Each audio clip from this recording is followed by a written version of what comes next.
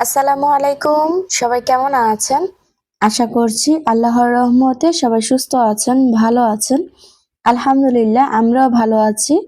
আরো একটি নতুন ভিডিও দেখার জন্য আপনাদের সবাইকে আমন্ত্রণ জানাচ্ছি। আশা করছি আমার আজকের ভিডিওটি আপনাদের কাছে খুব ভালো লাগবে। আজকেও কিন্তু আমি সকাল থেকে ভিডিওটা স্টার্ট করেছি। আসলে আমি প্রতিদিনই কিন্তু সকাল থেকে ভিডিওটা স্টার্ট করার চেষ্টা করি। সারাদিন কি কাজ করে থাকি সেগুলো আজ আপনাদের সাথে শেয়ার করব। তো আশা করি খুব ভালো লাগবে। আর ভিডিও শুরুতে প্লিজ আপুরা একটা লাইক দিয়ে পুরো ভিডিওটা কন্টিনিউ করবেন। আজকে সকালে হচ্ছে আমি এখানে পাউরুটি নিয়ে নিয়েছি, তার সাথে হচ্ছে এখানে একটু চা করে নিচ্ছি। তারপর হচ্ছে পরোটা বেজে নিচ্ছি। আর বাচ্চারা তো এরকম কিছু খাবার খেতে চাচ্ছে না, যেহেতু বাচ্চাদের আজকে ছুটির দিন, তো বাচ্চারা কিন্তু ঘুম থেকেই উঠেছে, প্রায় 9টা বেজে গিয়েছে। তো বাচ্চারা আর কখন খাবে, তো আবার তো দুপুরে রান্নার সময় হয়ে যাবে। তো যার কারণে হচ্ছে আমি তেমন বেশি কোনো কিছু আইটেম করতেছি না।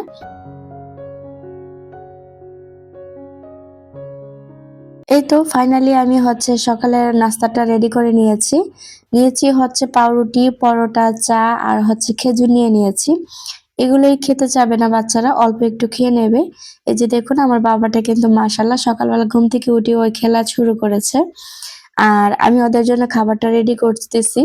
তো ওদেরকে খাইয়ে তারপর হচ্ছে আমার বাবাটার জন্য খাবার রেডি করব। আসলে আমাকে তো একজনের পর একজন খাবার রেডি করে দিতে হয়। আর সবাই তো আর একই খাবার খেতে পারবে না। ছোট বড়দের খাবার তো এক রকম হয়। তো বাবুকেও খাইয়ে তারপর হচ্ছে আমি দুপুরে রান্নার আয়োজন করতে চলে এসেছি। তার মাঝে কিন্তু আমি ঘরটাকে একটু গুছিয়ে এসেছি। তো দুপুরে রান্নার জন্য এখানে হচ্ছে আমি একটা লাউ এনেছিলাম, তো লাউটা কেটে নিয়েছি। আর আজ যেহেতু শুক্রবার, বাচ্চাদেরকে কিন্তু আমার মেয়েরা কিন্তু ওরা রুমে থাকে, তো ওদেরকে রুমে দিয়ে তারপর হচ্ছে আমাকে একটু বাজারে যেতে হয়। তো আমি হচ্ছে একটু বাজারে গিয়েছিলাম, বাজার করেও নিয়ে এসেছি তার মাঝে। তো আমি হচ্ছে সকালে নাস্তা বানানোর আগেই হচ্ছে আমি একটু বাজারে গিয়েছিলাম। তখনই হচ্ছে বাজারটা করে নিয়ে এসেছি, তারপর হচ্ছে ওদেরকে নাস্তাটা বানিয়ে দিয়েছি।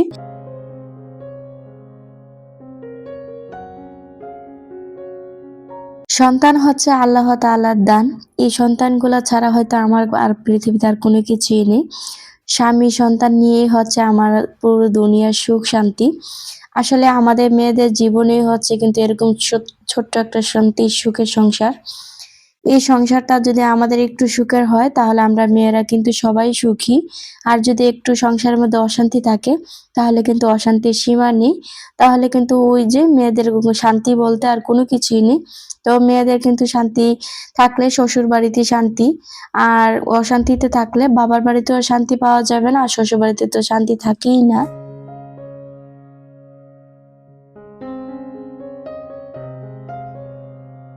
আল্লাহর কাছে কখনো জোর করে কিছুই চাইবেন না। চাইবেন এইভাবে, হে আল্লাহ, যদি এটা আমার জন্য কল্যাণকর হয় তবেই আমাকে দান করুন। কারণ আমি নিজ চোখে অনেককেই দেখেছি জোর করে আল্লাহর কাছ থেকে কিছু আদায় করে নেওয়ার পর ঠিক সে জিনিসটার জন্যই তারা সবচেয়ে বেশি পস্তিয়েছে। অনেক সময় আমরা যেটা জীবন মনে করি সেটা একদিন আমাদের জীবনের সবচেয়ে বড় ধ্বংসের কারণ হয়ে দাঁড়ায়। আল্লাহ যখন কিছু দেন না তখন তিনি অবহেলা করেন না, তিনি আসলেই রক্ষা করেন। আর যখন তিনি বিলম্ব করেন তখন তিনি প্রস্তুতি নেন আমাদের জন্য আরো উত্তম কিছু দেওয়ার। তাই চাইবেন, কিন্তু শর্তহীন জেদ নিয়ে নয়। চাওয়ার পর না পেলে মনে রাখবেন যেটা আপনি সেটাই হয়তো আপনার জন্য কল্যাণকর ছিল না। আর যে পরিকল্পনা আল্লাহর আপনার জন্য করে রেখেছেন তার চেয়ে উত্তম আর কি ইবাদত হতে পারে। তিনি তো আপনাকে আপনার নিজের থেকেও বেশি ভালোবাসেন।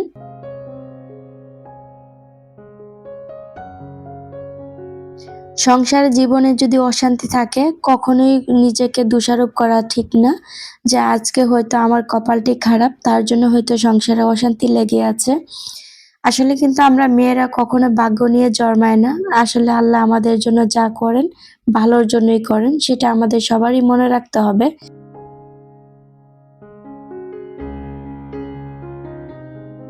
আল্লাহ চাইলেই আমাদেরকে অনেক সুখে রাখতে পারেন, আবার চাইলেও আমাদেরকে অনেক দুঃখে রাখতে পারেন। কিন্তু আল্লাহ কিন্তু সুখ দিয়েও পরীক্ষা করে, দুঃখ দিয়েও পরীক্ষা করে। তো আমাদেরকে তাই ধৈর্য ধরতে হবে, সবকিছুর মধ্যে ধৈর্য হারা হলে চলবে না।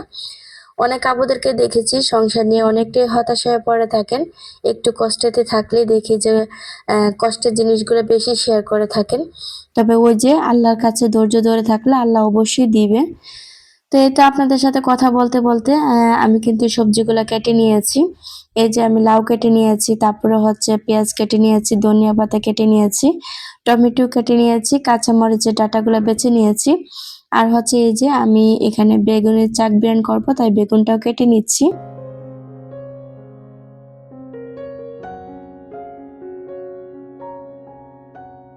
আমার ভিডিওর সাথে এই পর্যন্ত যারা এখনো আছেন, লাইক দিতে যদি ভুলে যান প্লিজ একটা লাইক দিয়ে দিবেন।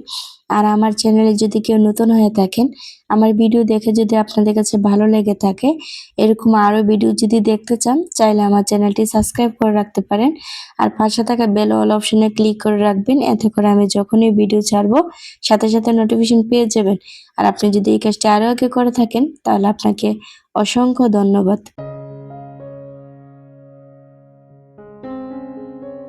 আমরা মেয়েদের কিন্তু কোনো রেস্ট নেই। আমরা যতই অসুস্থ হই না কেন, অসুস্থ শরীর নিয়ে কিন্তু কাজ করতে হয়।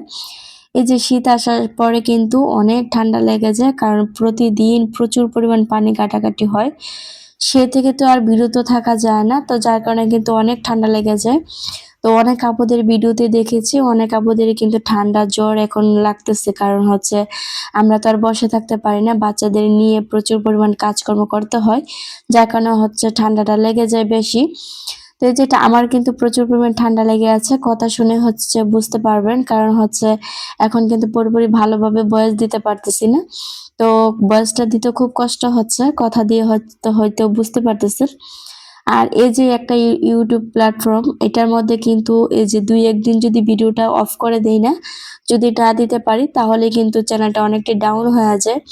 তো এই যে একটা বিপদের মধ্যে আছি, মানে চেষ্টা করি আরো অসুস্থ হলেও একটা করে অন্তত ভিডিও আপলোড দেওয়ার চেষ্টা করি। তাই হচ্ছে ভিডিওগুলো করি। তো যাই হোক, এ তো অসুস্থ শরীর নিয়ে হচ্ছে ভিডিও করতেছি বা ভয়েস ওভার করতেছি।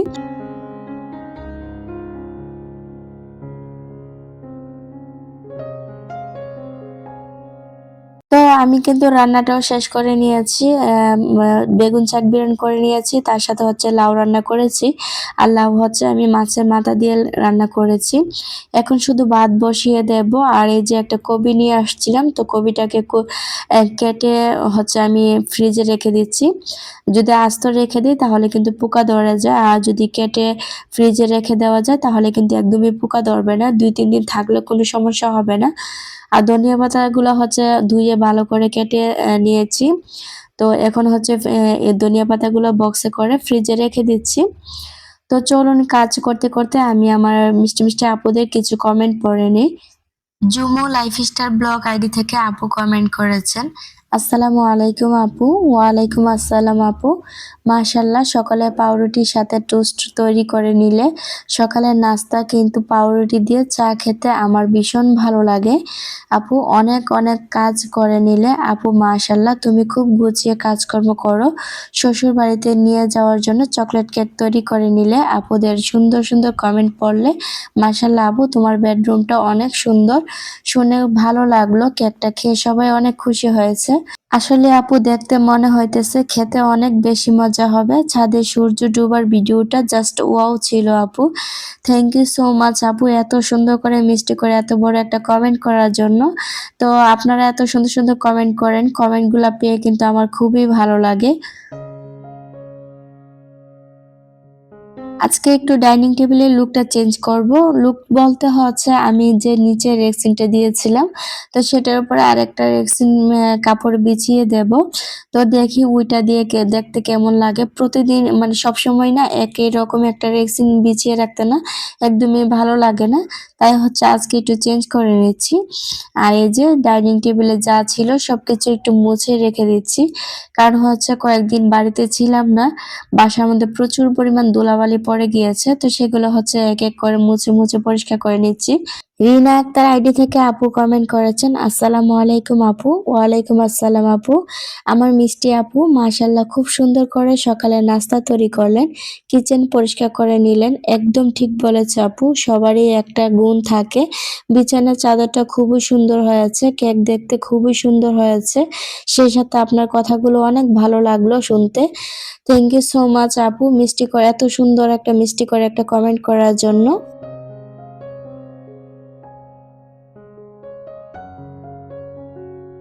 ব্লগ বাই ফাতেমা আইডি থেকে আপু কমেন্ট করেছেন, প্রবাসী বউদের যদি ধৈর্য না থাকে তাহলে প্রবাসী স্বামীরা কিভাবে বিদেশ করবে। আমার হাজবেন্ড আমাকে রেখে 6 বছর বিদেশ করছে, 6 বছর একটানা থেকে তারপরও আসছে।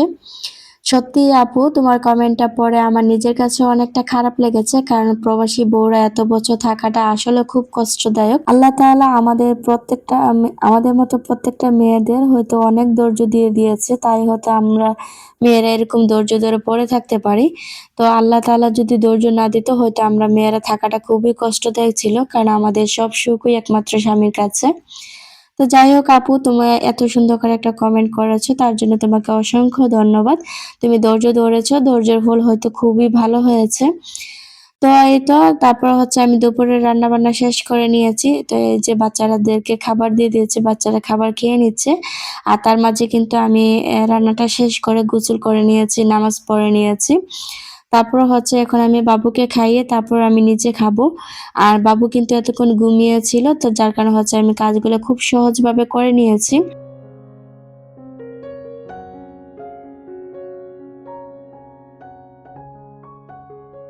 এটা হচ্ছে বিকেলের দিকে ভিডিও করেছিলাম। তো এখানে ২ টা ফুল গাছের চারা এনেছিলাম।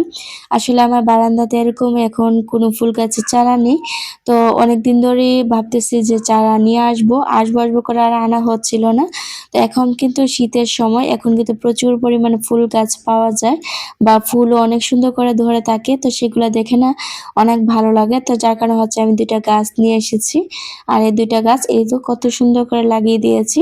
তবে জানি না কতদিন ভালো থাকবে। আমার কাছে কেন জানি গাছ একদমই টিকে না, মরে যায়। তো গাছ এত সুন্দর একটা তরতাজা গাছ আনার পর যদি গাছগুলো মরে যায় না, তো এতটাই খারাপ লাগে। তো আমার কাছে আমি মনে হয় গাছটাকে কষ্ট দিচ্ছি, যার কারণে হচ্ছে মরে যায়। তবে আমি তো সবসময় পানি দিয়ে থাকি, কেন জানি গাছগুলা মরে যায় তাই বুঝতে পারি না। কি করলে গাছগুলা মারা যাবে না, সেই পরামর্শ যদি আপনাদের কারো কাছে থেকে থাকে অবশ্যই আমাকে কমেন্টের মাধ্যমে জানাবেন। আমি সেইভাবে গাছগুলা পরিচর্যা করব। তো আজকের মতো ভিডিওটা এখানেই শেষ করে দিই। আবার দেখা হবে নতুন কোনো ভিডিওতে। আর কেউ যদি লাইক দিতে ভুলে যান, প্লিজ আপুরা একটা লাইক দিয়ে দিবেন। তো আজকের মতো ভিডিওটা এখানে শেষ করে দিই। সবাই ভালো থাকবেন, সুস্থ থাকবেন। আল্লাহ হাফেজ। আসসালামু আলাইকুম।